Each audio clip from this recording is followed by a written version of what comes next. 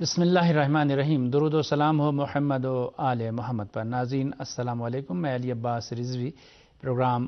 ایران امروز لے کر آپ کی خدمت میں حاضر ہوں. امید ہے کہ جہاں بھی ہوں گے انشاءاللہ ہمیشہ کی طرح آج بھی بخیر و عافیت ہوں گے. ہمارے آج کے پروگرام کا موضوع ہے ایران میں یوم اسلامی جمہوریہ. جی ہاں، آج یہاں ایران میں 34واں یوم اسلامی جمہوریہ انتہائی تذوق و احتشام کے ساتھ منایا جا رہا ہے. جیسا کہ آپ جانتے ہیں کہ ہم اپنے اس پروگرام میں مختلف سیاسی، ثقافتی، اقتصادی، سماجی، علمی اور سائنسی میدانوں میں گزشتہ 34 برس میں ہونے والی ترقی اور پیش رفت کا جائزہ لیتے ہیں. آج کے دور میں جس میں ہم اور آپ زندگی بسر کر رہے ہیں، کسی بھی قوم کی ترقی اور پیش رفت کا جب جائزہ لیا جاتا ہے تو یہ دیکھا جاتا ہے کہ وہ قوم جمہوری حقوق سے کس حد تک بہرہ ہے اور اس کو کتنے جمہوری حقوق حاصل ہیں، اور سیاسی آزادی اس قوم کو کتنی حاصل ہے، کس اعتبار سے وہ اپنے اظہار رائے کا حق رکھتی ہے اور کتنا اسے تمام میدانوں میں حقوق حاصل ہیں. اور جب جمہوریت کی بات آتی ہے تو کم از کم اس پورے علاقے میں اسلامی جمہوریہ ایران وہ واحد ملک ہے جو دینی جمہوری اعتبار سے منفرد اور پہلا ملک شمار ہوتا ہے. آج ہم یہ دیکھیں گے کہ گزشتہ 34 برس میں اسلامی ایران میں جمہوری حقوق عوام کو کتنے حاصل ہیں اور اسلامی ایران میں جمہوریت کس مرتبے اور کس منزل پر فائز ہے. اور اس کے لیے ہم نے اپنے اسٹوڈیو میں دعوت دی ہے اسلامی جمہوریہ ایران کے سینئر سفارتکار اور میکسیکو اور آسٹریلیا میں اسلامی جمہوریہ ایران کے سابق سفیر جناب ڈاکٹر محمد حسن قدیری آبیانی صاحب کو. السلام علیکم. بسم اللہ الرحمن الرحیم. منم خدمت شما و همه میں بھی آپ کی خدمت میں اور تمام اردو زبان حضرات کی خدمت میں ناظرین سلام ہماری عرض کرتا گفتگو ہوگی ڈاکٹر قدیری صاحب سے، لیکن مختصر سے وقفے کے بعد. جی ناظرین، 1 اپریل یا ایرانی کیلنڈر کے مطابق 12 فروردین آج سے 34 سال قبل اسلامی جمہوریہ ایران کے عوام کو اپنی تقدیر کا فیصلہ کرنے کا حق خود انہیں دیا گیا، اور 2500 سال کے بعد ایران کے عوام کو اس بات کا حق ملا کہ وہ اس بات کا فیصلہ کریں کہ انہیں کون سا نظام حکومت چاہیے، اسلامی جمہوری نظام یا اس کے علاوہ کوئی دوسرا نظام. 98% سے زائد اسلامی جمہوریہ ایران کے رائے دہندگان نے اسلامی جمہوری نظام حکومت کے حق میں ووٹ دیا، اور یوں ایران کے عوام نے اپنی مرضی اور اپنی پسند سے اسلامی انقلاب کی کامیابی کے تقریباً 2 ہی ماہ بعد ایک حکومت کا انتخاب کیا، ایک نظام حکومت کا انتخاب کیا، اور وہ نظام حکومت اسلامی تعلیمات کی بنیاد پر تھا، یعنی اسلامی جمہوری نظام حکومت. اس موضوع پر ہم گفتگو کریں گے، اور جیسا کہ ہم نے عرض کیا کہ آج ہم نے اس موضوع پر گفتگو کرنے کے لیے اپنے اسٹوڈیو میں دعوت دی ہے ایران کے سینئر سفارتکار اور میکسیکو اور آسٹریلیا میں ایران کے سابق سفیر جناب ڈاکٹر محمد حسن قدیری آبیانی صاحب کو. قدیری صاحب، میں آپ سے یہ پوچھنا چاہوں گا کہ 1 اپریل یا 12 فروردین کا اہم ترین پیغام کیا ہے؟ بله. خب ما بعد از سرنگونی رژیم 2500 ساله شاهنشاهی که مورد 2500 سالہ شہنشاہیت کے خاتمے کے بعد کہ جسے پوری دنیا کی حمایت حاصل تھی، یعنی مغرب و مشرق کی حمایت شوروی، چین اور امریکہ اور برطانیہ سب کی حکومت قائم تھی. یہ تمام حکومتیں اس کو ترجیح دیتے تھے، لیکن یہ کہ اسلامی جمہوریہ ایران کے عوام نے قائد انقلاب اسلامی امام خمینی کی قیادت میں اس حکومت کا تختہ الٹ دیا اور اس حکومت کو ختم کر دیا. یہ کہ کیا نظام حکومت اس کی جگہ پر آئے، اس کا اعلان یا اس کے بارے میں ریفرنڈم کرایا گیا 1 اپریل کو. بہرحال اس پیام اس دن کا کیا ہے؟ میرے خیال میں یہ قرآن کی حکومت کے آغاز کا دن ہے ایران میں، اور رسمی طور پر اس بات کا اعلان کیا گیا. اگرچہ 22 بہمن کو یا 11 فروری کو ایران میں اس بات کا اعلان ہو چکا تھا، لیکن یہ کہ در حقیقت رسمی طور پر اس کا اعلان 1 اپریل کو کیا گیا اور 98% سے زائد لوگوں نے اسلامی جمہوریہ نظام کے حق میں ووٹش دیا. اور اس میں یہ بات کی گئی تھی کہ ہاں یا نہیں میں جواب دیں، اور اگر جو لوگ انکار کرنا چاہیں، جو نہیں میں جواب دینا چاہیں، جو قبول نہ کریں جمہوریہ اسلامی کو، وہ چاہتے ان کے لیے اختیار تھا کہ وہ اس نوع کا یا اس قسم کا نظام جو وہ چاہتے ہیں اس کا نام لکھیں. اور ہم یہ دیکھتے ہیں کہ 98% لوگوں نے جمہوریہ اسلامیہ کے حق میں ووٹ دیا. اور میں یہ سمجھتا ہوں کہ یہ واقعی ایک اسلامی بیداری کا سرآغاز تھا. اور ہم جانتے ہیں کہ امریکہ کے ہنٹنگٹن جو معروف تھنک ٹینک ہیں، انہوں نے کہا تھا کہ انقلاب اسلامی جو ہے وہ بہار اسلامی کا پیش خیمہ تھا. اور میں سمجھتا ہوں کہ 12 فروردین یا 1 اپریل کو ایران میں اسلامی انقلاب جو ہے وہ کامیاب ہوا اور اسلامی حکومت کا ایران سے آغاز ہوا اور اسلامی بہار کا بھی آغاز ہوا. ڈاکٹر قادری صاحب، جیسا کہ بھی آپ نے اشارہ کیا کہ 98% سے زائد لوگوں نے جی ہاں 98% سے زائد لوگوں نے اسلامی جمہوری نظام کے حق میں ووٹ دیا. میں آپ سے یہ پوچھنا چاہوں گا کہ یہ جو تاریخی شرکت اور موجودگی تھی عوام کی، اس کا اسلامی جمہوری نظام کو مستحکم بنانے میں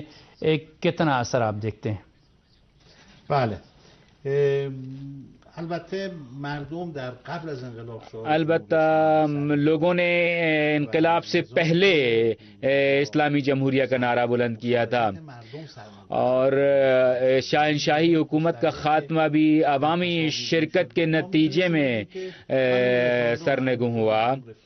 اور ہم دیکھتے ہیں کہ آپ نے تصویروں میں دیکھا کہ انقلابی اسلام تحریک کے دوران جو عوام کی شرکت تھی وہ خود ایک ریفرینڈم تھا. لیکن واقعاً ہم سمجھتے ہیں کہ 12 فروردین یا 1 اپریل کا جو ریفرینڈم تھا وہ ایران میں عوام کی حکومت میں مشارکت اور شراکت کا سرآغاز ہے. یعنی ان کو حکومت میں شرکت کا براہ راست یا بالواسطہ طور پر موقع ملا. اور ایران میں ہم یہ دیکھتے ہیں ایران میں 34 برسوں کے دوران 34 الیکشن جو ہیں وہ ہو چکے ہیں جن میں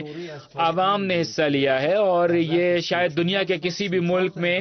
بے نظیر ہے. شاید ناممکن ہے کہ کسی ملک کے اندر 34 برسوں کے دوران 34 الیکشن کرائے گئے ہوں. اور ہم یہ دیکھتے ہیں کہ ملت ایران نے اس دن ایران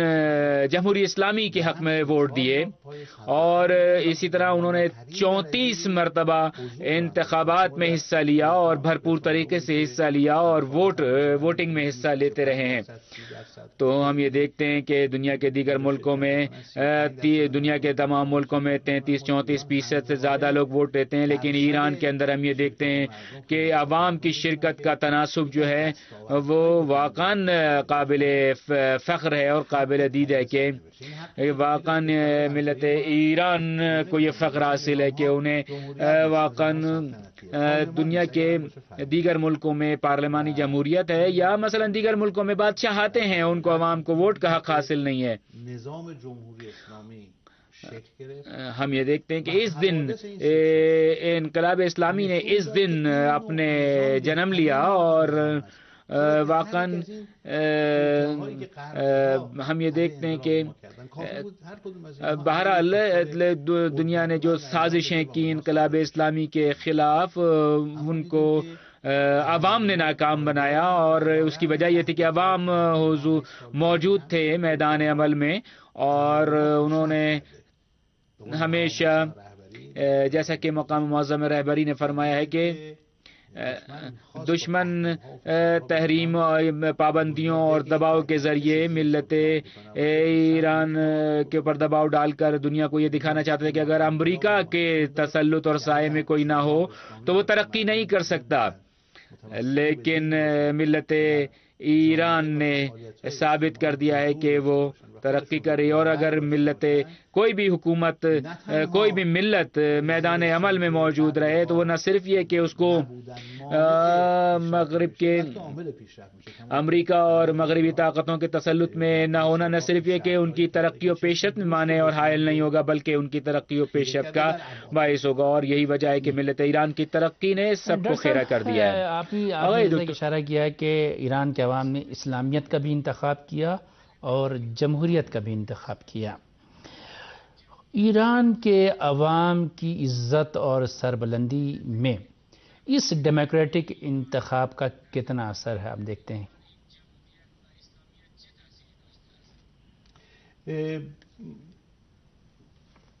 وقتی که یک ملتی به اسلام متمسک میشه، جب کوئی قوم اسلام سے متمسک ہو جائے اور اس کے یہاں حکومت اور حکومت کی مبنا جو ہے وہ اسلام ہو اور فرامین الہی کا پابند بنا لے اپنے آپ کو اور اس پر افتخار کرے اور فخر کرے، تو قرآن خدا کی کتاب ہے جس نے پوری دنیا کو، پوری کائنات کو خلق کیا ہے، انسان کو خلق کیا ہے۔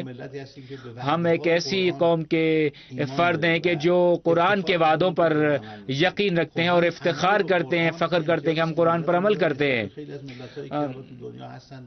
اور ہم یہ دیکھتے ہیں کہ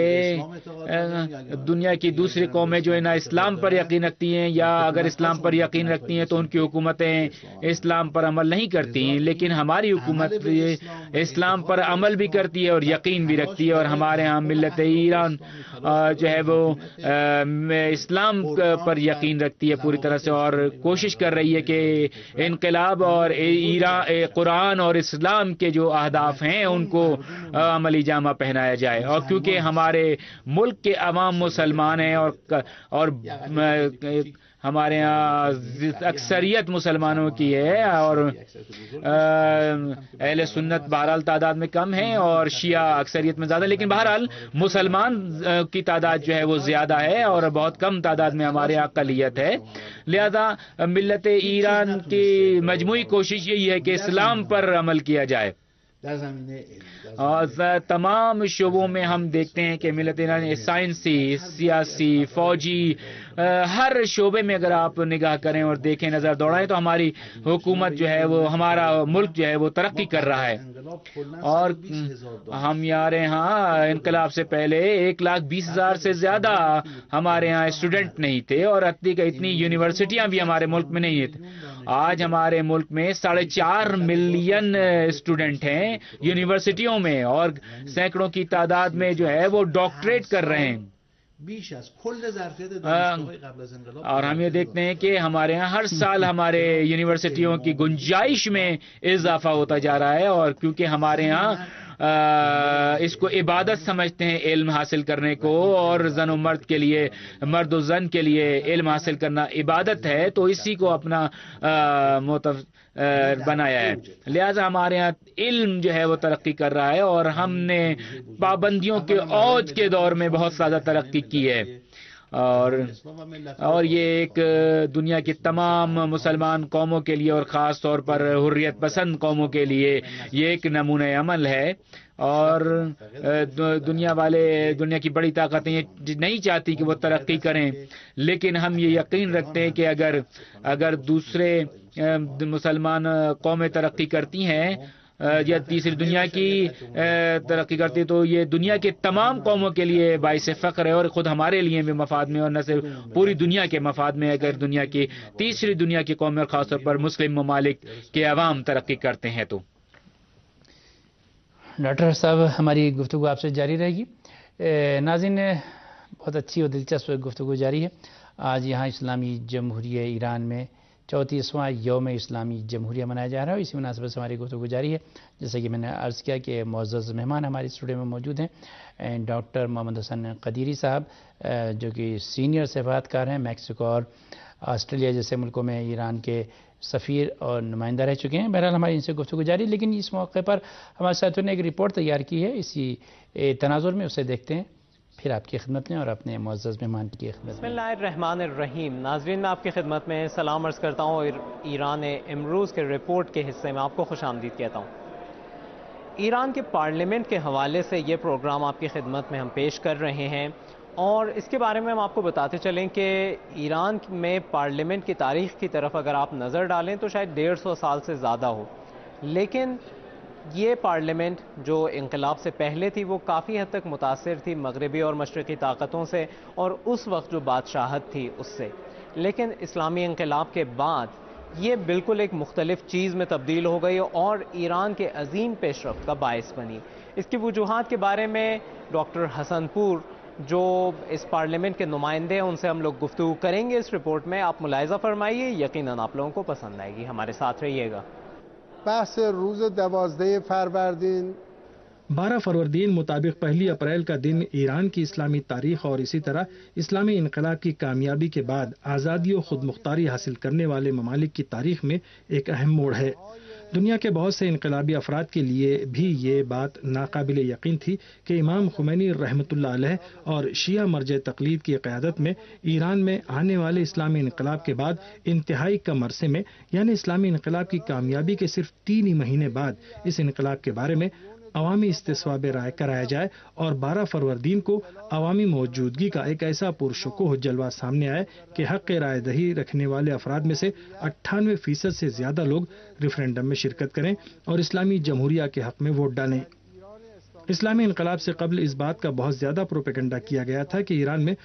جمہوری حکومت قائم ہونی چاہیے اور اسلامی نظام سے لوگوں کو برگشتہ کرنے کی بہت کوششیں کی گئی تھیں، لیکن اسلامی انقلاب کے قائد امام خمینی رحمۃ اللہ علیہ نے اپنی بصیرت سے عوام کو اتنا بیدار کر دیا تھا کہ انہوں نے صرف اور صرف اسلامی جمہوریہ کے حق میں ووٹ دیا اور کہا کہ نہ تو ایک لفظ کم اور نہ ایک لفظ زیادہ، بلکہ صرف اسلامی جمہوریہ۔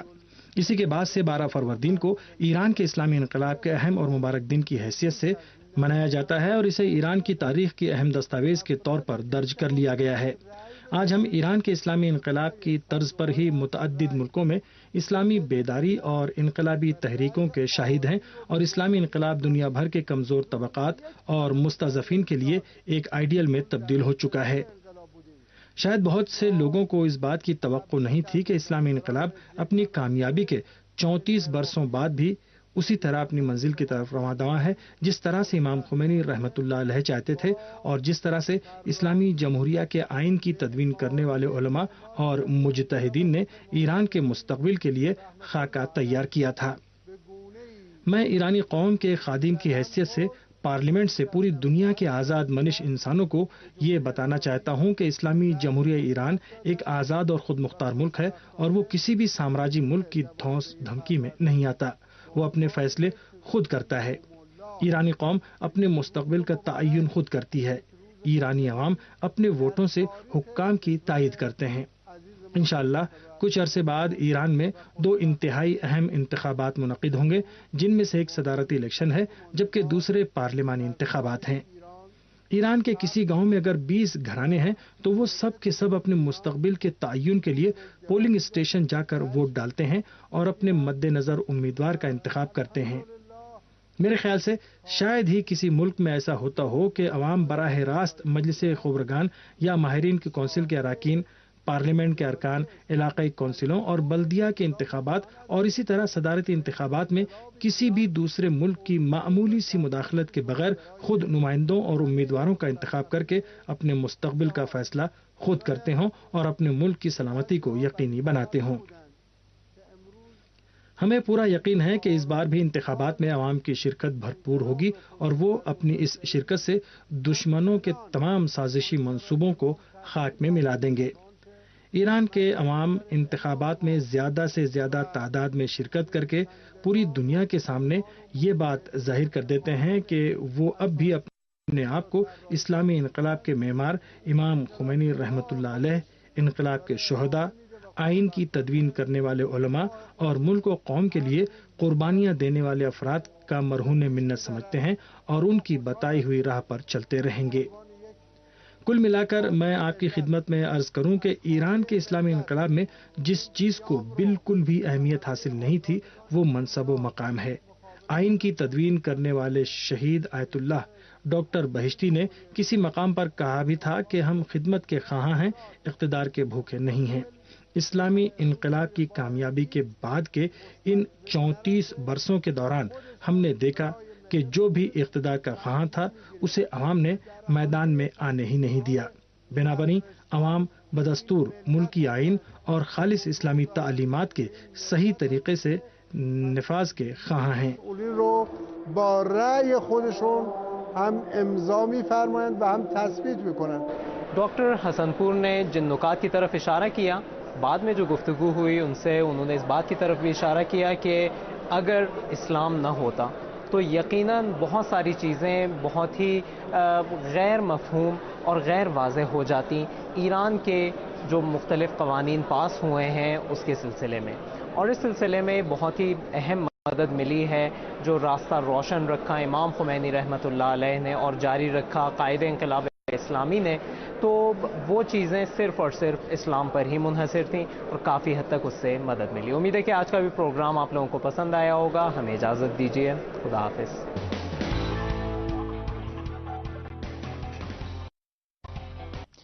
جی ہاں، اگر اسلامی تعلیمات نہ ہو تو جمہوریت بھی بے راہ روی کا شکار ہو جاتی ہے، اور جیسا کہ آج مغربی تمدن اس بحران کا شکار ہے۔ جی ہاں، ہماری گفتگو جاری ہے جناب ڈاکٹر محمد حسن قدیری آبیانہ صاحب سے، اور ہمارا موضوع گفتگو ہے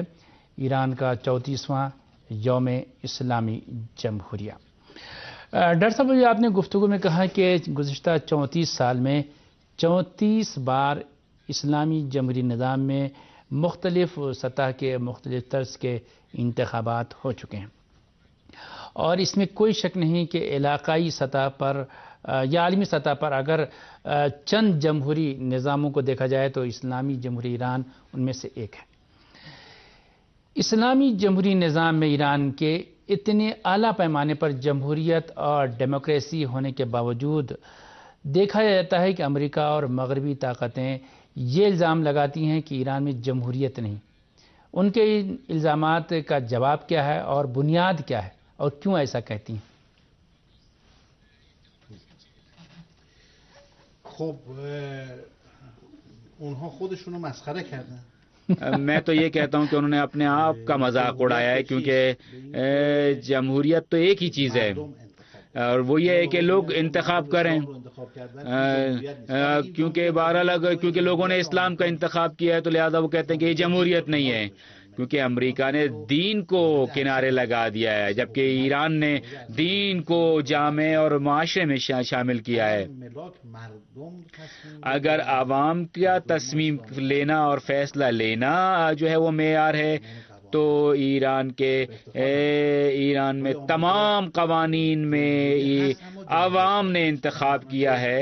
اور عوام کا انتخاب ہے، اور ہم اس پر فخر کرتے ہیں۔ امریکہ میں جو بھی فیصلہ ہوتا ہے اس میں سینٹ یا کانگریس جو بھی فیصلہ کرتی ہے اس میں دین کا کہیں وجود نہیں ہوتا، لیکن ان کو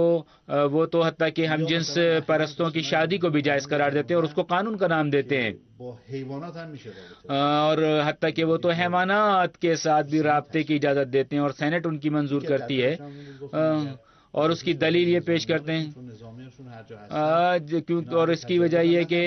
اپنے فوجیوں کے لیے، کیونکہ ان کے فوجی امریکی فوجی جو ہیں وہ اہل جہریت ہیں، اور ہر جہاں بھی ہوں ان کو وہ جو ہیں وہ خواتین کے ساتھ عصمت دری کرتے ہیں، اگر ان کو، اور اس کی وجہ یہ ہے کہ انہوں نے جو اجازت دی ہے کہ حیوانات کے ساتھ وہ اس طرح کا رابطہ رکھیں، تو اس کی وجہ ہے کہ شاید خواتین ان کی محفوظ رہیں، وہ حتیٰ کہ وہ ازدواج حیوانات کے ساتھ رابطے اور اس کی بات کرتے ہیں، تو ہم ایسی جمہوریت کو قبول نہیں کرتے، ہم تو اس جمہوریت کو قبول کرتے ہیں، یہ جمہوریت ہے حقیقی کہ جس کو خدا نے معین کیا ہے۔ انسان غلطی کرتا ہے، قوم لوط کا ذکر قرآن میں موجود ہے، اور انہوں نے غلطی کی اور وہ پیغمبر کے ساتھ اور پیغمبروں کے ساتھ جنگ کے پر اتر آئے۔ بہرحال ہر چیز اگر کوئی قوم انتخاب کرے تو وہ درست ہے، یہ بات درست نہیں ہے، ہم نے اسلام کا انتخاب کیا اور اسلامی جمہوریہ کا۔ اگر جمہوریت اسلامی ہو تو اس کے جو ظاہر ہے کہ اس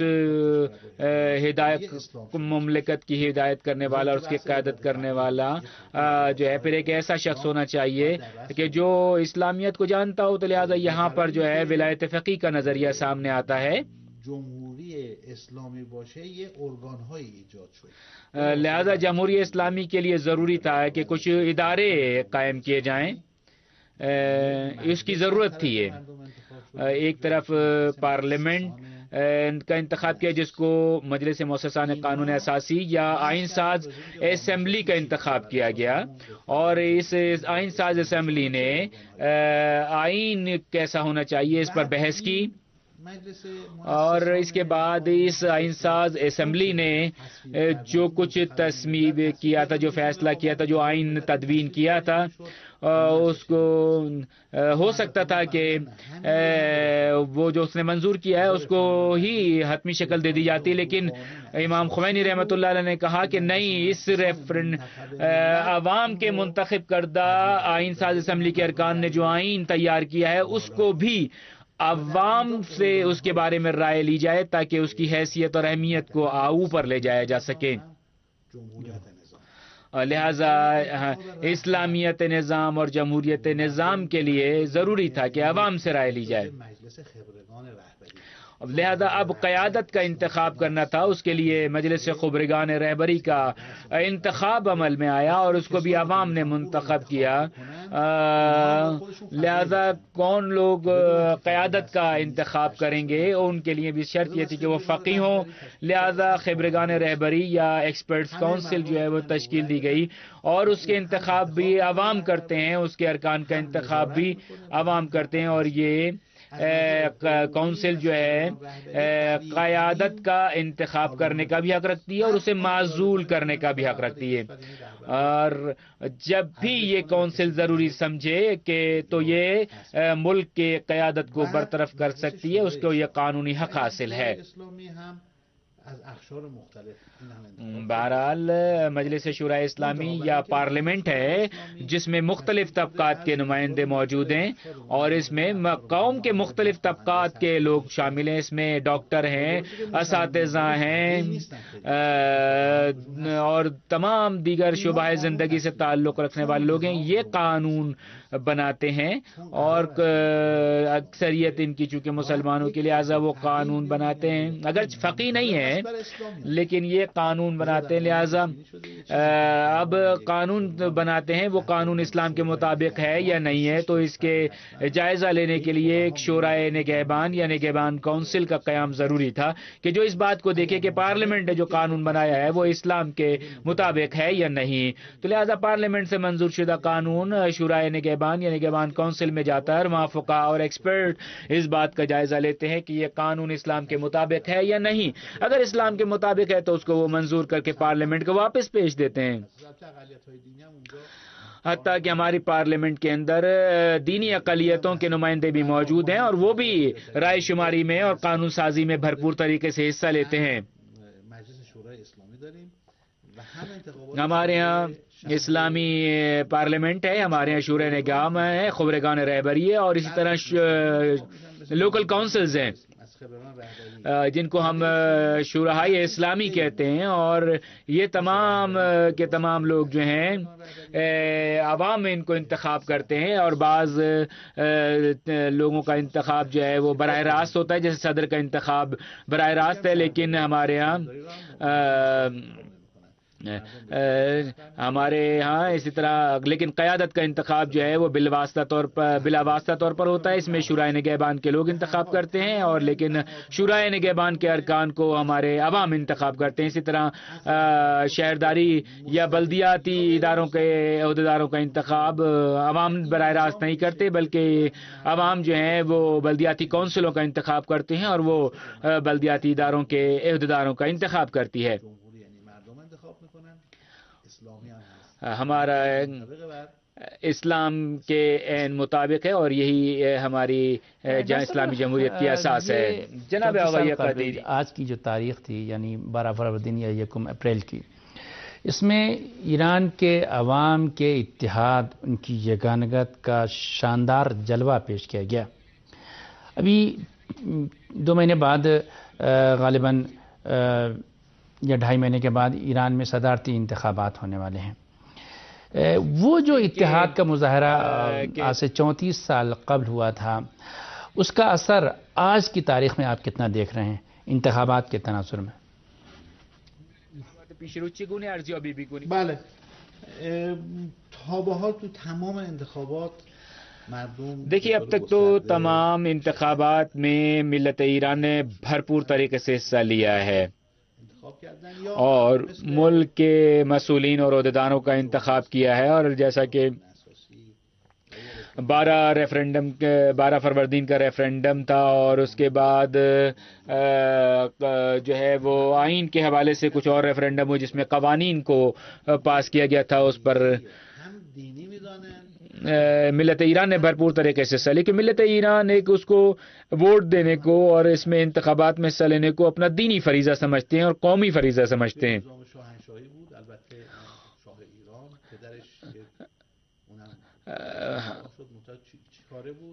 ہم یہ جانتے ہیں کہ ملت ایک شاہ کے حکومت تھی انقلاب سے پہلے، اور شاہ کا باپ جو تھا وہ تو برطانوی سفارت خانے کے استبل کا صفائی کرنے والا تھا، لیکن برطانوی کونسل سفارت نے اس کو ایران کا بادشاہ بنا دیا. اور آج جو ہے وہ کوئی بھی ایران کے معاملات میں فیصلہ نہیں کرتا، عوام اپنے مستقبل کا خود فیصلہ کرتے ہیں. پہلے تھا کہ بڑی طاقتیں ایران کے مستقبل کا فیصلہ کیا کرتی تھی. ہمارے آئندہ ہونے والے صدارتی انتخابات بھی ہیں، اور اب جو ہے وہ بلدیاتی کونسلوں کے بھی انتخابات ہیں جو شہروں اور گاؤں دیہات میں ہوں گے، اور ہم ملت ایران صدر کا بھی انتخاب کریں گے، اور وہ چونکہ قوہ مجریہ یا مجریہ کے سربراہ بھی ہیں. اس کا جو دورہ ہے پارلیمنٹ کا دورہ کی جو مدت ہے وہ 4 سال ہے، اور قیادت کونسل جو یا مجلس خبرگان رہبری اس کا 8 سال کا دورہ ہے، اس کا بھی انتخابات ہوں گے اور صدر کا بھی انتخاب ہوگا. خبرگان رہبری یا ایکسپرٹ کونسل صرف قیادت کے معاملات پر نگرانی کرتی ہے. بہرحال یہ مختلف ادارے ایک منسجم ایک ہاتھ کی طرح ہیں اور ایک مضبوط طاقت کی مانند ایران کو ترقی و پیش رفت کے راستے پہ لے جا رہے ہیں کی کوشش کر رہے ہیں. یہ تمام ادارے منسجم ہیں اور ہماری کوشش یہ کہ مدینہ فاضلہ یا حقیقی اسلامی حکومت تک پہنچا جائے. ہمارے اندر جو خامیاں اور کمزوریاں ہیں ہم اس کو دور کرنے کی بھی کوشش کر رہے ہیں اور نقاط قوت جو ہیں ہمارے ہم ان کو تقویت کرنے کی کوشش کر رہے ہیں اور کمزوریوں کو دور کرنے کی کوشش کر رہے ہیں. اور ہماری کوشش ہے کہ ہم زیادہ سے زیادہ اسلامی ہوں اور ترقی کرتے چلے جائیں. گفتگو آپ ملاحظہ فرما رہے تھے جناب ڈاکٹر قدیری صاحب کی یوم اسلامی جمہوریہ کی مناسبت سے،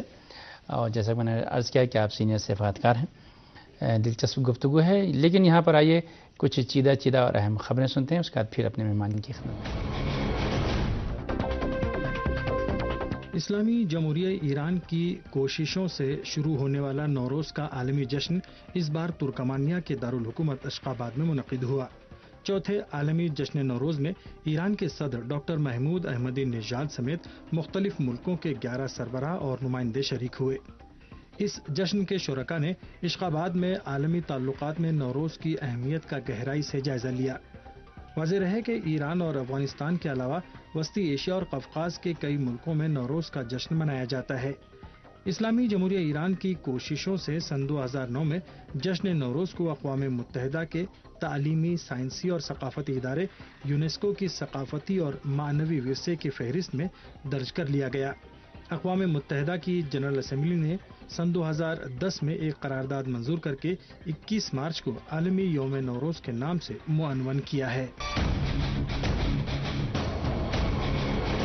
ایران کے فری روبو کپ کے 8ویں بین الاقوامی مقابلے اور 5واں بین الاقوامی روبوٹک اجلاس 5 سے 7 اپریل تک تہران میں منعقد ہوگا. ان مقابلوں میں جرمنی، اٹلی، امریکہ، ہالینڈ، ترکی، جاپان، جمہوریہ چیک، یونان، میکسیکو، چین، ہندوستان اور پاکستان کی 36 معروف غیر ملکی ٹیموں سمیت 950 ٹیموں نے حصہ لینے کے لیے اپنی تیاری کا اعلان کیا ہے. ان مقابلوں کے دوران روبوٹک امور کے ماہرین کی جانب سے 170 سے زیادہ مقالے پیش کیے جائیں گے۔ اسلامی جمہوریہ ایران کے صدر ڈاکٹر محمود احمدی نژاد نے کہا ہے کہ مختلف میدانوں میں ایرانی قوم کی تیز رفتار ترقی کو کوئی بھی چیز نہیں روک سکتی۔ انہوں نے ایران کے مغربی صوبے لورستان میں دنیا کے سب سے اونچے کنکریٹ ڈیم کی تعمیر کی افتتاحی تقریب سے خطاب کرتے ہوئے کہا کہ تمام میدانوں میں ایرانی قوم کی تیز رفتار ترقی و پیش رفت جاری ہے اور اس راہ میں دشمن کی طرف سے کھڑی کی جانے والی ہر طرح کی رکاوٹ ناکام رہے گی۔ انہوں نے کہا کہ اس ڈیم کے افتتاح سے پہلے مرحلے میں 1500 میگا واٹ اور پھر اس کے بعد ہر گھنٹے میں 1000 میگا واٹ بجلی تیار کی جا سکے گی۔ ڈاکٹر احمدی نژاد نے اس بات کا ذکر کرتے ہوئے کہ بختیاری کے نام سے معروف دنیا کے سب سے بلند اور اونچے ڈیم کی تکمیل سے تقریباً 5 ارب 200 ملین مکعب میٹر پانی کا ذخیرہ کیا جا سکے گا۔ کہا کہ بختیاری ڈیم کی تعمیر کے ذریعے ایرانی قوم نے ایک بار پھر اپنی ترقی و پیش رفت کے تعلق سے دشمنوں کے سامنے اپنے عزم و ارادے کا اظہار کیا ہے۔ ایران اور گروپ 5+1 کے درمیان دو طرفہ فنی اور قانونی تجاویز کی جزئیات کا جائزہ لینے کے لیے پیر کے روز ترکی کے شہر استنبول میں ماہرین کی سطح کے مذاکرات ہوئے۔ ایران اور گروپ 5+1 کے درمیان اعلیٰ سطح کے پچھلے مذاکرات 26 اور 27 فروری کو قزاقستان کے الماتی شہر میں ہوئے تھے اور اس سلسلے کی اگلی نشست بھی 5 اور 6 اپریل کو الماتی میں ہی ہوگی۔ الماتی مذاکرات فریقین کی جانب سے دی جانے والی تجاویز کے جائزے کے لیے ماہرین کی نشست اور پھر اعلیٰ سطح پر ایران اور گروپ 5+1 یعنی امریکہ، چین، روس، برطانیہ، فرانس اور جرمنی کے درمیان گفتگو پر اتفاق کے بعد اختتام پذیر ہوئے تھے۔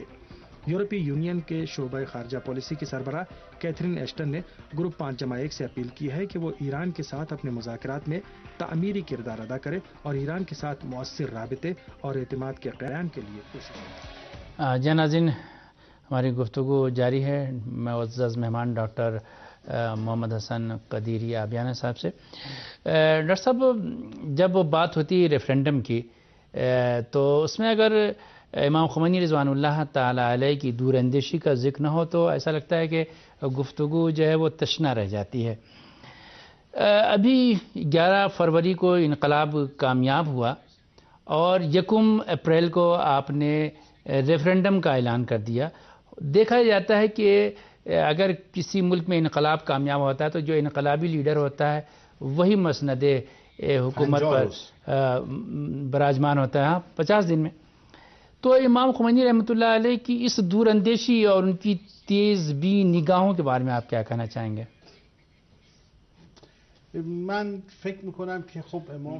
میں تو یہ سمجھتا ہوں کہ امام خمینی ایک بہت بڑے تجزیہ نگار اور ایکسپرٹ تھے۔ وہ بہت قرآن شناس تھے اور ان کو قرآن پر پکا اور پختہ یقین تھا کہ انہوں نے سخت ترین حالات میں انہوں نے اسلامی وظیفے اور ذمہ داری پر عمل کیا۔ ممکن ہے کہ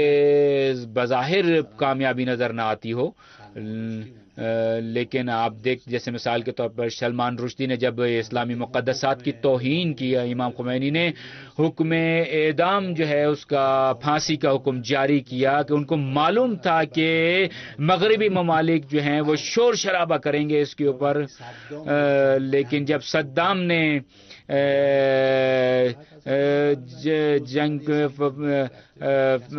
ایران کے ایئرپورٹس پر بمباری کی تو امام خمینی نے کہا کہ صدام نے ایک بار ان کو اس کو معمولی سا لیا اور کویت اور مغربی عرب ممالک کو متنبع کیا تھا کہ ایک روز صدام جو ہے اس پر حملہ کرے گا، اور آپ نے دیکھا کہ صدام نے عراق ایران سے فارغ ہونے کے بعد کویت پر حملہ کیا۔ امام خمینی رحمۃ اللہ علیہ بہت بڑے تحلیل گر اور تجزیہ نگار تھے، اور ان کی اور آپ نے فرمایا تھا کہ یہ پیشگوئی کی تھی قرن یا یہ صدی اسلام کی صدی ہے، اور یہ وہ چیز ہے کہ جو اب پوری ہوتی دکھائی دے رہی ہے۔ بہرحال امام خمینی تو الہی سوچ کے حامل تھے، اور وہ ایسے شخص تھے کہ جنہوں نے اپنے آپ کو معنویت میں غرق کر لیا تھا، اور آپ ان کے گھر کو دیکھ کر اندازہ لگا سکتے ہیں کہ ان کے لیے دنیا کی کوئی اہمیت نہیں تھی۔ آپ جب ایرانی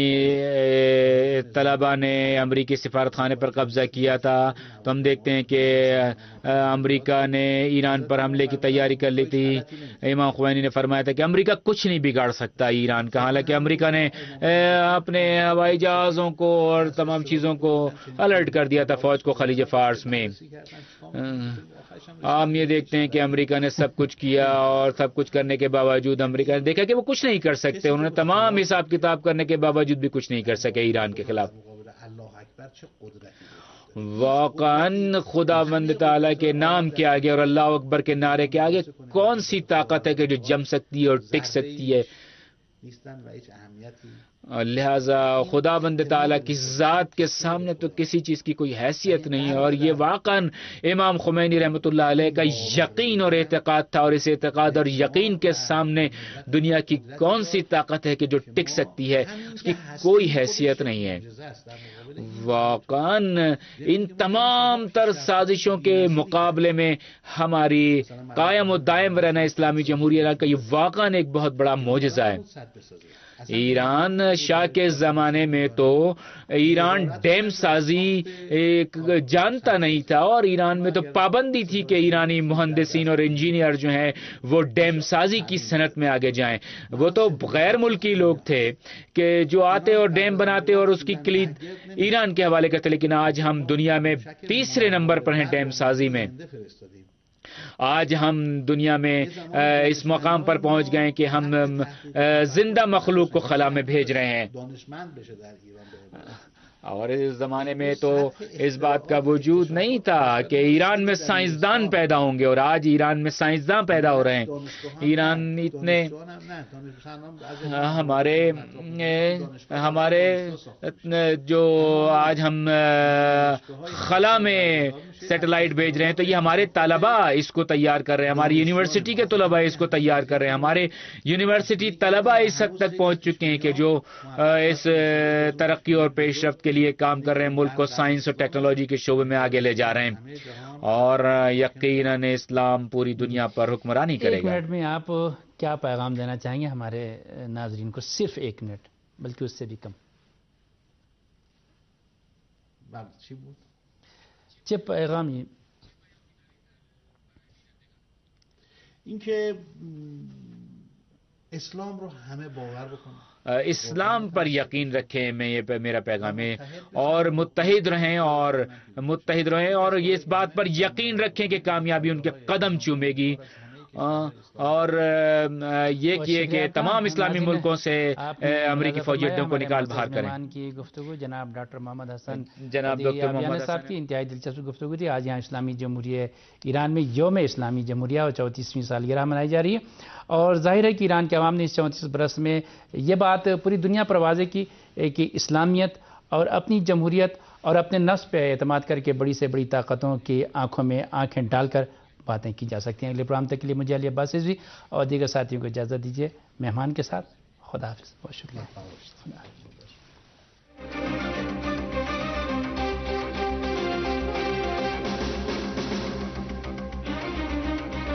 حقوق حاصل ہیں، اور جب جمہوریت کی بات آتی ہے تو کم از کم اس پورے علاقے میں اسلامی جمہوریہ ایران وہ واحد ملک ہے جو دینی جمہوری اعتبار سے منفرد اور پہلا ملک شمار ہوتا ہے۔ آج ہم یہ دیکھیں گے کہ گزشتہ 34 برس میں اسلامی ایران میں جمہوری حقوق عوام کو کتنے حاصل ہیں، اور اسلامی ایران میں جمہوریت کس مرتبے اور کس منزل پر فائز ہے، اور اس کے لیے ہم نے اپنے اسٹوڈیو میں دعوت دی ہے اسلامی جمہوریہ ایران کے سینئر سفارتکار اور میکسیکو اور آسٹریلیا میں اسلامی جمہوریہ ایران کے سابق سفیر جناب ڈاکٹر محمد حسن قدیری آبیانی صاحب کو۔ السلام علیکم۔ بسم الله الرحمن الرحیم. منم خدمت شما و همه میں بھی آپ کی خدمت میں اور تمام اردو زبان حضرات کی خدمت میں ناظرین، سلام ہماری عرض کرتا ہوں. گفتگو ہوگی ڈاکٹر قدیری صاحب سے، لیکن مختصر سے وقفے کے بعد. جی ناظرین، 1 اپریل یا ایرانی کیلنڈر کے مطابق 12 فروردین آج سے 34 سال قبل اسلامی جمہوریہ ایران کے عوام کو اپنی تقدیر کا فیصلہ کرنے کا حق خود انہیں دیا گیا، اور 2500 سال کے بعد ایران کے عوام کو اس بات کا حق ملا کہ وہ اس بات کا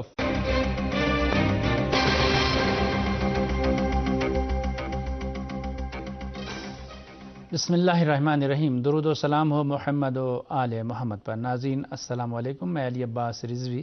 پروگرام ایران امروز لے کر آپ کی خدمت میں حاضر ہوں. امید ہے کہ جہاں بھی ہوں گے انشاءاللہ ہمیشہ کی طرح آج بھی بخیر و عافیت ہوں گے. ہمارے آج کے پروگرام کا موضوع ہے ایران میں یوم اسلامی جمہوریہ. جی ہاں، آج یہاں ایران میں 34واں یوم اسلامی جمہوریہ انتہائی تذوق و احتشام کے ساتھ منایا جا رہا ہے. جیسا کہ آپ جانتے ہیں کہ ہم اپنے اس پروگرام میں مختلف سیاسی، ثقافتی، اقتصادی، سماجی، علمی اور سائنسی میدانوں میں گزشتہ 34 برس میں ہونے والی ترقی اور پیش رفت کا جائزہ لیتے ہیں. آج کے دور میں جس میں ہم اور آپ زندگی بسر کر رہے ہیں، کسی بھی قوم کی ترقی اور پیش رفت کا جب جائزہ لیا جاتا ہے تو یہ دیکھا جاتا ہے کہ وہ قوم جمہوری حقوق سے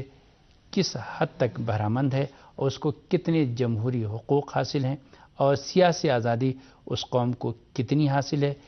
کس اعتبار سے وہ اپنے اظہار رائے کا حق رکھتی ہے، اور کتنا اسے تمام میدانوں میں حق فیصلہ کریں کہ انہیں کون سا نظام حکومت چاہیے، اسلامی جمہوری نظام یا اس کے علاوہ کوئی دوسرا نظام. 98% سے زائد اسلامی جمہوریہ ایران کے رائے دہندگان نے اسلامی جمہوری نظام حکومت کے حق میں ووٹ دیا، اور یوں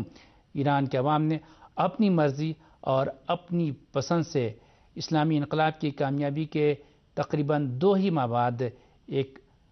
حکومت کا انتخاب کیا، ایک نظام حکومت کا انتخاب کیا، اور وہ نظام حکومت اسلامی تعلیمات کی بنیاد پر تھا، یعنی اسلامی جمہوری نظام حکومت. اس موضوع پر ہم گفتگو کریں گے، اور جیسا کہ ہم نے عرض کیا کہ آج ہم نے اس موضوع پر گفتگو کرنے کے لیے اپنے اسٹوڈیو میں دعوت دی ہے ایران کے سینئر سفارتکار اور میکسیکو اور آسٹریلیا میں ایران کے سابق سفیر جناب ڈاکٹر محمد حسن قدیری آبیانی صاحب کو. قدیری صاحب، میں آپ سے یہ پوچھنا چاہوں گا کہ 1 اپریل یا 12 فروردین کا اہم ترین پیغام کیا ہے؟ بله. خب ما بعد از سرنگونی رژیم 2500 ساله شاهنشاهی که مورد 2500 سالہ شہنشاہیت کے خاتمے کے بعد کہ جسے پوری دنیا کی حمایت حاصل تھی، یعنی مغرب و مشرق کی حمایت شوروی، چین اور امریکہ اور برطانیہ سب کی حکومت قائم تھی. یہ تمام حکومتیں اس کو ترجیح دیتے تھے، لیکن یہ کہ اسلامی جمہوریہ ایران کے عوام نے قائد انقلاب اسلامی امام خمینی کی قیادت میں اس حکومت کا تختہ الٹ دیا اور اس حکومت کو ختم کر دیا. یہ کہ کیا نظام حکومت اس کی جگہ پر آئے، اس کا اعلان یا اس کے بارے میں ریفرنڈم کرایا گیا 1 اپریل کو. بہرحال اس پیام اس دن کا کیا ہے؟ میرے خیال میں یہ قرآن کی حکومت کے آغاز کا دن ہے ایران میں، اور رسمی طور پر اس بات کا اعلان کیا گیا. اگرچہ 22 بہمن کو یا 11 فروری کو ایران میں اس بات کا اعلان ہو چکا تھا، لیکن یہ کہ در حقیقت رسمی طور پر اس کا اعلان 1 اپریل کو کیا گیا، اور 98% سے زائد لوگوں نے اسلامی جمہوریہ نظام کے حق میں وہ کش دیا. اور اس میں یہ بات کی گئی تھی کہ ہاں یا نہیں میں جواب دیں، اور اگر جو لوگ انکار کرنا چاہیں جو نہیں میں جواب دینا چاہیں، جو قبول نہ کریں جمہوریت اسلامی کو، وہ چاہتے ان کے لیے اختیار تھا کہ وہ اس نوع کا یا اس قسم کا نظام جو وہ چاہتے ہیں اس کا نام لکھیں. اور ہم یہ دیکھتے ہیں کہ 98% لوگوں نے جمہوریہ اسلامیہ کے حق میں ووٹ دیا. اور میں یہ سمجھتا ہوں کہ یہ واقعی ایک اسلامی بیداری کا اثر آغاز تھا. اور ہم جانتے ہیں کہ امریکہ کے ہنٹنگٹن جو معروف تھنک ٹینک ہیں، انہوں نے کہا تھا کہ انقلاب اسلامی جو ہے وہ بہار اسلامی کا پیش خیمہ تھا. اور میں سمجھتا ہوں کہ 12 فروردین یا 1 اپریل کو ایران میں اسلامی انقلاب جو ہے وہ کامیاب ہوا اور اسلامی حکومت کا ایران سے آغاز ہوا اور اسلام بہار کا بھی آغاز ہوا. ڈاکٹر قادری صاحب، جیسا کہ بھی آپ نے اشارہ کیا کہ 98% سے زائد لوگوں نے جی ہاں 98% سے زائد لوگوں نے اسلامی جمہوری نظام کے حق میں ووٹ دیا. میں آپ سے یہ پوچھنا چاہوں گا کہ یہ جو تاریخی شرکت اور موجودگی تھی عوام کی، اس کا اسلامی جمہوری نظام کو مستحکم بنانے میں کتنا اثر آپ دیکھتے ہیں؟ بله، البته